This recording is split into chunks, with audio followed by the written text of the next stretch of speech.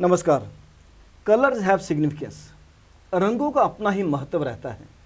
हर रंग किसी न किसी भाव को व्यक्त करता है।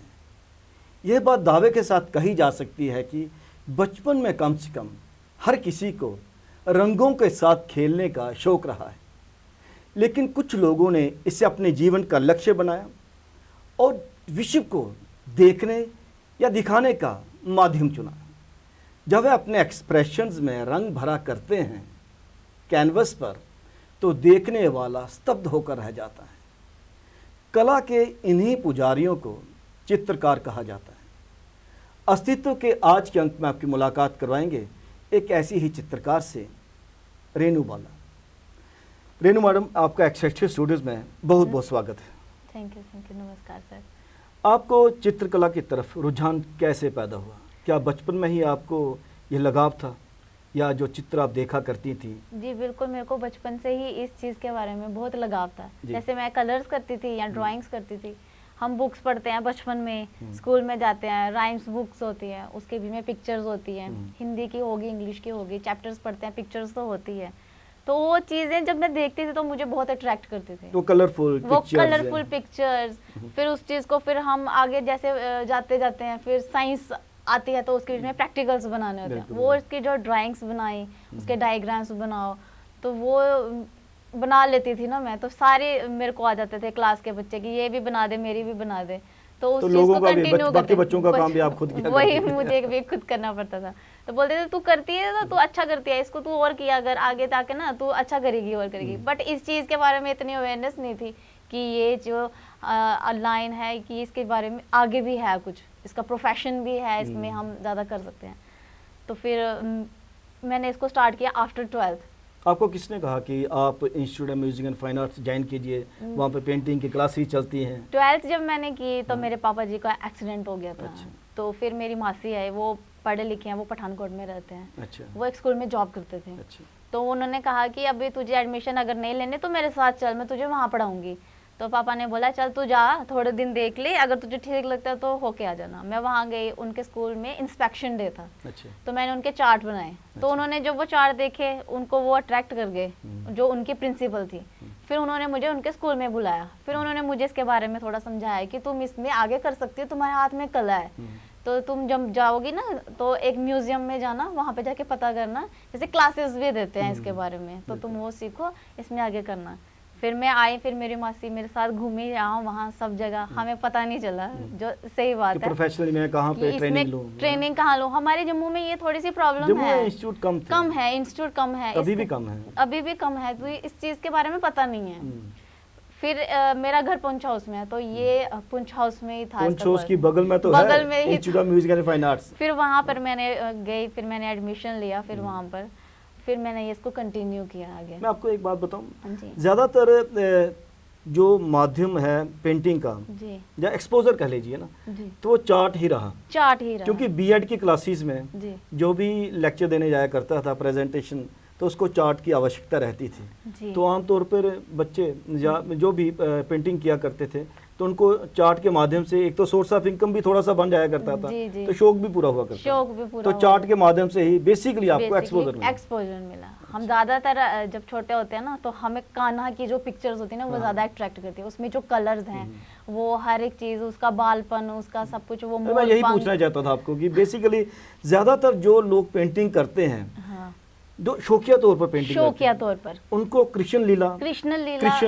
राधा कृष्ण बहुत अट्रैक्ट करते हैं। क्या इसका कारण ये तो नहीं कि सारे ही कलर्स उस पेंटिंग में यूज होते हैं? वो जो उसका मोर पंख है या पिकॉक कुछ भी है, तो वो तो मैं उसमें तब करती थी, लेकिन अभी भी जो मैं पेंटिंग करती हूँ अभी तक मैं वही यूज करती हूँ। आप मेरी पिक्चर्स देखो, उसके बीच में मोर तो हर जगह मिलेगा आपको, उसके कलर्स करना, एक हस्ताक्षर सा रहता है जिसे कहते हैं कि कोई भी पेंटिंग कीजिए तो पता लगना चाहिए कि रेणु बालाजी की पेंटिंग है। बिल्कुल, तो उसमें मोर नजर आएगा उसमें आपको, तो उससे आपको पता लग जाएगा ये रेणु ने बनाई है। अच्छा। हाँ, तो मैं ज्यादा करती थी। जब तो मेरे जो गुरु हैं, मैं पिता भी बोलती हूँ उनको, जो रोहित वर्मा सर, उन्होंने मेरे को ज़्यादा गाइड किया है इस चीज़। रोहित वर्मा जी के बारे में मैं दर्शकों के साथ एक बार फिर साझी करूँ बात की। Rohit Verma one of the best painter from this soil, जिन्हें राष्ट्रीय स्तर पर भी पहचान मिली। तो वो मेरे गुरु रहे हैं, सब कुछ है, उन्होंने क्योंकि मुझे कलर्स- बहुत गाइड किया। कलर्स बहुत सिग्निफिकेंट होते हैं उसके हाँ, ना, बिल्कुल, कलर उनके- से चॉइस बड़ी अच्छी रहती अच्छी है। रहती है, उनकी ड्राइंग भी अच्छी है, हर एक चीज़ है उनमें, तो वो यहाँ इस लेवल पर पहुंचे, उन्होंने हमें सिखाया है। तो आज हम कहते हैं कि हाँ मैंने रोहित सर से सीखा है, मैं तो पापा ही बोलती हूँ उनको, अच्छा। तो वो मुझे बेटा भी बोलते हैं, तो उनसे सीखा है, उन्होंने मुझे गाइड किया था, उन्होंने स्टार्ट आजकल करवाया। Rohit ji institute of music and fine arts में पढ़ाते हैं वो जी, अभी जी। इस टाइम पे, उन्हीं से ही हमने सीखा, अभी भी वहीं पर ही है वो, हम्म। अभी करा रहे हैं। तो मैं घर भी जाती थी कभी, कॉलेज में भी हम पढ़ते थे, अच्छा। तो मेरा ज़्यादा तो जो मेरा स्टार्टअप हुआ था बेसिक जो है मेरा जो ड्राइंग का, वो बसोली पेंटिंग से हुआ है, मिनिएचर पेंटिंग से। बसोली पेंटिंग को अगर ये कहा जाए कि जम्मू व कश्मीर को जो पहचान अंतर्राष्ट्रीय स्तर पर मिली है, तो पहाड़ी पेंटिंग के माध्यम से, जिसे बसोली पेंटिंग भी कहा जाता है, मिनिएचर पेंटिंग कहा जाता है। लेकिन मिनिएचर पेंटिंग में के बारे में कहा जाता है कि बहुत महंगी पेंटिंग्स होती हैं, उसमें सोने का काम रहता है, सोने का गोल्ड का वर्क होता है, गोल्ड का वर्क होता है, सिल्वर का वर्क होता है। उसके बीच में बहुत सारे हैं, बसोली पेंटिंग होगी, राजस्थानी पेंटिंग, बहुत सारी हैं इसमें, कुछ भी लगा लो इसके बीच में सारा है। तो जो जम्मू का है फोक भी है इसके बीच में, जो राजाओं की जो सोशल लाइफ होती थी उसके बारे में वो करते थे, बट मैंने उस चीज़ को नहीं किया, उसका एक टच है मेरे में। अच्छा। उसके स्टार्टिंग से मैंने उसको कॉपी करना शुरू किया था, मुझे वो अच्छा लगता है बसोली पेंटिंग से। फिर उसको करते करते आगे मैंने अपनी इमेजिनेशन उसको इंक्लूड करके, फिर अब जो मैं लेटेस्ट मेरा वर्क वहाँ से स्टार्ट होके अभी इस टाइम पे फैंटेसी वर्ल्ड नाम से, फैंटेसी वर्ल्ड जो है मेरा इमेजिनरी वर्ल्ड, उसको पेंट करती हूँ। आपका मीडियम ऑफ एक्सप्रेशन क्या है? मेरा मीडियम एक्रेलिक कलर है, मोस्टली मैं एक्रेलिक यूज करती हूँ, ऑयल इतना यूज किया नहीं, क्योंकि वो सूखने में थोड़ा टाइम लगता है, तो हमें चाहिए होता है शार्प कलर रहते हैं, शार्प कलर रहते हैं, वो जैसे मर्जी यूज कर लो, बस उसको थोड़ा सा हैंडल करना है, बस हो जाता है। बट वो ऐसा कहा जाता है कि जो वाटर कलर रहते हैं, वाटर कलर के मर्ज करना थोड़ा आसान रहता है, वाटर कलर, लेकिन एक्रेलिक क्या इतना आसान रहता है क्या? एक्रेलिक भी आसान रहता है, बट ये वो जल्दी ड्राई हो जाता है, पर उसको थोड़ा अगर जल्दी ड्राई हो जाए तो हाथ में थोड़ा वो चाहिए, तेजी चाहिए। अच्छा। तो ऑयल में है वो स्लो आप करो, अभी लगा दिया, फिर थोड़ी देर के बाद देखो वो वैसे का वैसा है, उसको सूखने में टाइम लगा। एक्रेलिक है, लगाया झट से सूख जाएगा। लेकिन अगर झट से सूखने का नुकसान भी रहता है नहीं क्या? नुकसान फिर उसके क्योंकि लिए उसमें फिर आप अगर चाहें कि उसको मर्ज करना है, जैसे आप पोर्ट्रेट बना रही हैं, फेस बना रही हैं, फेस बना रही है, में अगर आपने एक्रेलिक कलर यूज किया तो उसको पैचेस में करके, वो तो आर्टिस्ट किस नाम का है, फिर वो तो हाथ में होना चाहिए ना, कला इतनी होनी चाहिए कि फटाक से उसको पता है ये एक्रेलिक है, ये इतने में हो जाएगा, तो उसको मैं फटाफट से करूँ। मेरा नेक्स्ट स्टेप क्या है, नेक्स्ट स्टेप क्या है, अभी मैं यहाँ लगा के फिर मैंने वहाँ करना है। ऑयल में होता है फिर थोड़ा लेजीनेस आ जाती है, टाइम बड़ा है, अभी मैंने यहाँ लगाया। वाटर कलर में भी टाइम रहता है, वाटर कलर में भी आप थोड़ा सा वाटर डालो, इसी को फिर ले जाओ थोड़ा सा। तो इस एक्रेलिक इसलिए इजी भी लगता है, जल्दी से हो जाता है ना वो, तो ऑयल थोड़ा टाइम लगता है। बचपन में बच्चों को ज्यादातर शौक रहता है पेंटिंग करने का, लेकिन सीनरीज बनाने का, सीनरीज है ना, जैसे पहाड़ी, फिर पेड़, फिर नदी, और एक लड़की मटका उठा के चल रही है। ये तो हमारा बेस है ना, हमने स्टार्टिंग तो यहीं से ही की है, फिर आगे हम अपना दिमाग यूज करते हैं, फिर हमें अपना खुद से निकालना है, हम किसी को कॉपी नहीं कर सकते ना। तो मेरी कॉपी करना कहाँ तक सार्थक रहता है अपने आप को ग्रूम करने के लिए? मेरे हिसाब से जो कॉपी वर्क है वो आ गया स्टिल लाइफ हो गया, वो है ना, हमने किसी और को कॉपी कर लिया, बट वो मेरा वर्क नहीं है, वो मेरा माइंड नहीं है, वो किसी थर्ड पर्सन का है। जो हमें सिखाया गया या हमने सीखा है तो वो है कि हमें खुद की पेंटिंग करनी है, खुद का दिमाग यूज करके, खुद की इमेजिनरी यूज करके उसको ड्रॉ करना है, ताकि हम दूसरों को दिखा सके ये मेरा वर्क है। हमने अगर किसी का उठा के कॉपी कर लिया, वो मेरा वर्क नहीं है, उस पर हमारा कोई कॉपीराइट नहीं है, तो जो हमारा है वो हमारा है। तो हजारों पेंटर रहते हैं, मतलब पेंटिंग हजारों पेंटर हैं, लाखों पेंटर हैं जो काम कर रहे हैं, लेकिन जो वास्तव में प्रोफेशनल पेंटर हैं जी, उनके काम से ही पता चल जाता है। पेंटिंग देखो, नाम पढ़ने की जरूरत नहीं है, आदमी कहता है ये उसकी पेंटिंग है। बिल्कुल बिल्कुल, उसमें क्या स्पेशल रहता है? MF हुसैन की पेंटिंग देख लो आप, उनका एक वर्क देखोगे तो आपको पता चल जाएगा कि वो MF हुसैन है। इवन मैं कहता हूँ कि अगर आपने इतनी पेंटिंग्स लगाई होंगी, उसमें रोहित वर्मा की कोई पेंटिंग होती तो मुझे नजर से पता चलेगा रोहित वर्मा की, सुमन गुप्ता जी की पेंटिंग, वो एक सिग्नेचर पेंटिंग जैसे ही होती है, क्योंकि वो कुछ ना कुछ जो है ना बीच में सिमिलर चलता है उसमें। अब मेरी पेंटिंग होगी ना, उसमें कुछ ना सिमिलर चलेगा। जैसे मैं फेस बनाती हूँ ना, तो वो प्रोफाइल फेस होता है, क्योंकि मैंने स्टार्ट किया ना बसोली का ही इम्पैक्ट लेके, तो उस चीज का वो उधर से पता चलेगा ये रेनू ने बनाया है। लड़कियां बनाऊंगी, बीच में फेरीज बना दी, अब तो फेरीज चल रही हैं उसके बीच में, जो भी फैंटेसी फैंटेसी चल रहा है ना, तो मेरा वर्ल्ड, तो उसके आप देख के आपको पता चलेगा रेनू ने बनाया है। अब रोहित सर का देख लोगे ना आप, तो उसमें पता चल जाएगा कलर की जो स्कीम होती है, या उसको बीच में वो मर्ज करना, वो स्ट्रोक्स, वो सब पता चल, कोई ना कोई ऐसा स्ट्रोक रहता है जिससे पता चलता है कि वो फलाना पेंटर कि ये फलाना है। अब एमएफ हुसैन की बात करूंगी, एमएफ हुसैन ने जो पेंटिंग्स किया वो 1 मिनट में पता चलता है। जो हॉर्स बनाने उनके जो स्ट्रोक्स हैं वो इतने स्ट्रॉन्ग है, 1 मिनट में पता चलता है वो एमएफ हुसैन की पेंटिंग है। वैन गॉग के देख लो, वो जो वो करते थे, जो उनके पोर्ट्रेट तक उनके जो है वो 1 मिनट में दिखता है सामने की वैन गॉग की पेंटिंग है। उसी हिसाब से सबका अलग है, हजारों पेंटर्स होंगे, आर्टिस्ट होंगे, सबका अपना डिफरेंट स्टाइल होता है, तो वो हमें क्रिएट करना भी जरूरी होता है ताकि हमें लगे कि ये उसकी है, ये उसकी है। सिमिलर नहीं होना चाहिए। सिमिलर तभी नहीं होगा जब आप कॉपी नहीं करेंगे जब आप इमेजिनेशन आपकी अपनी होगी, बिल्कुल, तो वो मेरा ही होगा, वो मेरा ही होगा। जम्मू में जो आर्ट गैलरीज की बहुत कमी है। जी बिल्कुल, जम्मू में कोई आर्ट गैलरी है? मुझे नहीं लगता जम्मू में आर्ट गैलरीज। अभिनव थिएटर में एक छोटी सी बेसमेंट में कह सकते हैं कि आर्ट गैलरी है। हाँ, एक कला केंद्र है, वहाँ पे संसार चंद बड़ू जी के नाम पे आर्ट गैलरी है जी, लेकिन वो ओपन नहीं रहती है। यहाँ की ये प्रॉब्लम रही है, इस चीज़ से मैं भी थोड़ा सा ये आपको कहूँगी कि जम्मू में जो आर्ट गैलरीज है ना वो बहुत कम है।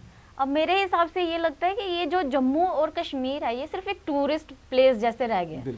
तो यहाँ पे म्यूजियम होने चाहिए, थोड़े से आर्ट गैलरीज होनी चाहिए। स्टेट है तो उसका बेनिफिट होना चाहिए, क्योंकि आपके पास टूरिस्ट आ रहा है जो आपकी कला को खरीदना भी चाहेगा। बिल्कुल, हम बाहर जाते हैं, हम बड़ोदरा चले जाओ, अमृतसर चले जाओ, वहाँ पर इस चीज के बारे में मुझे लगता है जम्मू के अकॉर्डिंग से बाहर ज्यादा अवेयरनेस है। मैं कहता हूँ आप जहांगीर आर्ट गैलरी मुंबई में जहांगीर चले जाओ, वहाँ पे रेगुलर एग्जीबिशंस और अलग अलग पेंटर्स की एग्जीबिशन रहती है। ललित कला अकेडमी में चलती है, हर डेली चलती है, बट यहाँ पे इतना नहीं तो है। लोग खरीदते भी हैं। जम्मू में भी ऐसा होना चाहिए ना, वो एक माहौल सा भी रहता है, क्योंकि जहांगीर आर्ट गैलरी के बाहर सारे पेंटर रहते हैं जिनकी अंदर एग्जिबिट हो रही, वो भी बाकी वाले भी जो सपोर्ट करने आते हैं, और पेंटर भी बाहर रहते हैं कि जैसे आपने ऑन स्पॉट अगर पेंटिंग बनवानी है तो पेंटिंग बना के देते हैं, पोर्ट्रेट बना के देते हैं। तो एक माहौल है, वो माहौल जैसा होना चाहिए, पर वो यहाँ पे कमी है उस चीज की, जो मुझे भी खलती है कभी कभी। ऐसा होना चाहिए, कोई एग्जीबिशन कर दो, आर्टिस्ट को जो पहले जो घर में बैठे उनको भी होना चाहिए कि वो भी तैयार रहे करने के लिए कि आ जाओ, वर्कशॉप है या एग्जीबिशन है, कैंप्स वगैरह, कैंप्स होने चाहिए। तो कैंप के थ्रू फिर कलेक्शन जानी भी तो चाहिए आर्ट प्रमोटर तक। आप समझते हैं कि जम्मू में आर्ट प्रमोटर्स की भी कमी है? आर्ट प्रमोटर्स की भी कमी है, बिल्कुल है। उनको भी थोड़ा होना चाहिए कि आगे जाके वो भी काम करें, उनको भी बुलाया जाए, जो घर में बैठे हैं वो भी। दो ही तरीके से हम आर्टिस्ट को प्रमोट कर सकते हैं, या तो सरकार की तरफ से ऐसी सुविधाएं होनी चाहिए कि उनको फाइनेंशियल हेल्प भी मिले, या फिर उनको परमानेंट जॉब भी मिले, कहीं जॉब भी मिले, जिससे वो रिलैक्स होके जॉब से अपना गुजारा भत्ता चलाएं, साथ में वो अपनी कंसंट्रेशन कर पाए कहाँ पे, काम पे। और मैं जॉब के रिलेटेड एक चीज कहना चाहती हूँ कि जैसे अभी स्कूल्स रह गए, आर्ट जो निकल के यहाँ से निकलते हैं कॉलेज से, मास्टर्स कर रहे हैं, कोई PhD कर रहा है, आ जाके फिर ये इस चीज में रह जाता है कि एक स्कूल में टीचर लग जाओ। अच्छा, जो कि पर्सनली मुझे थोड़ा इशू है इस चीज को लेके, क्योंकि मैं एज आर्टिस्ट फिर आप ग्रो नहीं कर पाते, वर्क नहीं कर सकती उस चीज में, मैं ग्रो नहीं कर सकती, स्टैग्नेट है आप वहीं पे। वो एक दायरा रह जाता है कि बस ये इतनी क्लासेस तक पढ़ाना है, तो उनके बुक्स हैं। फिर आप कहाँ हैं, खुद कहाँ पे? हम कहाँ हैं, हमने जो इतना सीखा, PhD कर रहे हैं कुछ, मैंने मास्टर्स किया कुरुक्षेत्र यूनिवर्सिटी से, फिर हमने इतना वहां तक वर्क करके हम एक स्कूल में लगेंगे, फिर वो कम हो जाता है। हमें लगता है कि हमारी जो अंदर की कला है ना वो खत्म हो रही है, फिर वक्त भी नहीं मिलता, वक्त भी नहीं है इतना कि अपने लिए हम वर्क कर सके, अपने मन को खुश करें। इसका क्या तोड़ है, इसको मतलब मैनेज कैसे किया जा सकता है? मैनेज तो मेरे हिसाब से ऐसा होना चाहिए कि इस चीज के लिए अभी आगे जॉब्स निकलनी चाहिए उस तरह से कि आर्टिस्टों को भी मौका मिले। जॉब्स नहीं तो ऐसे इंस्टीट्यूट बनने चाहिए जहाँ पे दूसरे बच्चों को जो प्रोफेशनल सीख रहे हैं उनको इस चीज में सिखाने का भी मौका मिले, और उनको सीखने का भी। सबसे बड़ी बात तो मेरे ख्याल में ये होनी चाहिए कि आर्ट गैलरीज रेगुलर खुलनी चाहिए, जहाँ पर आप अपना आर्ट का जो पीसीज हैं वो वहाँ पे एग्जिबिट कर पाएं, और टूरिस्ट को वहाँ तक खींचा जाए, और वो देखें कि नया वर्क इस तरह से आ रहा है, ये आर्टिस्ट आया है तो इसका वर्क ऐसा है, तो हम खींचे, हम लें, इसको खरीदें, तो सबका सोर्स बन जाता है उस चीज में। अब ये स्कूल में जाओ तो अब आप देखो स्कूल में जो हम तो जाएंगे, जो जिन्होंने सीखा है वो तो जाएंगे, वो कराएंगे, लेकिन उसके अलावा जो दूसरे हैं वो भी करा रहे हैं वहाँ पे।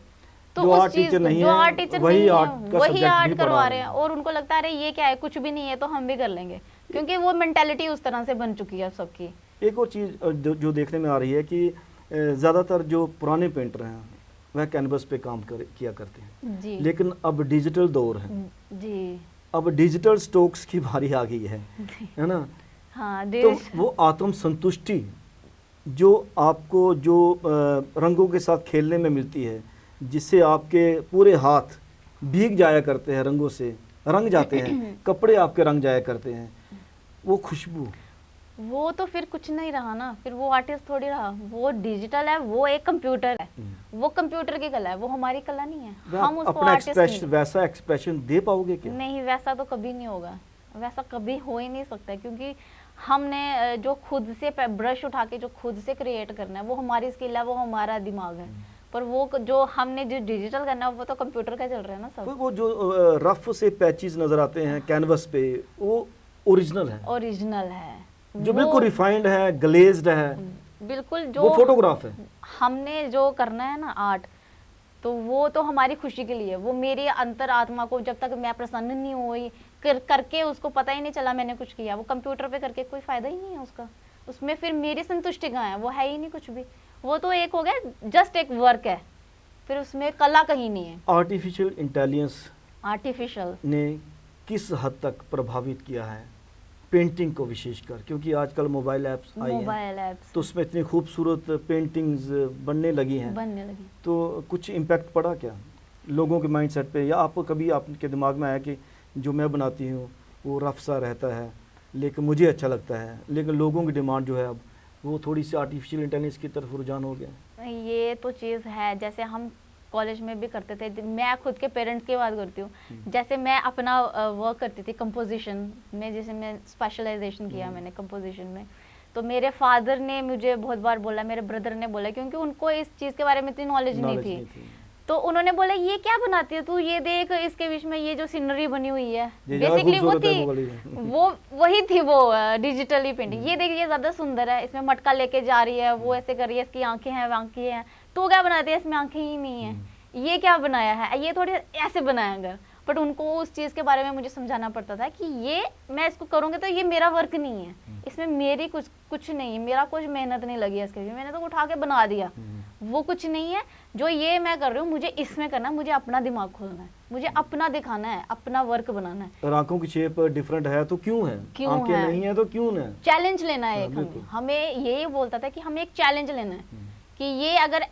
सीधा है, जैसे ये पर्दा लगा लो, ये सीधा है तो ये सीधा ही है, अगर हमने इसको उल्टा किया वो चैलेंज है कि ये ऐसे है तो ऐसे भी हो सकता है, हमारी स्पेशलाइजेशन ही वो है, तो वो चीज़ें थोड़ा सा समझाना सिखाना ना वो थोड़ा टफ रहता है, ये है कि मन की संतुष्टि भी होती है, अपना उनको समझाना पड़ता है। जो यूथ नौजवान तबका जो भी है पेंटिंग की तरफ रुझान रखता है, हाँ।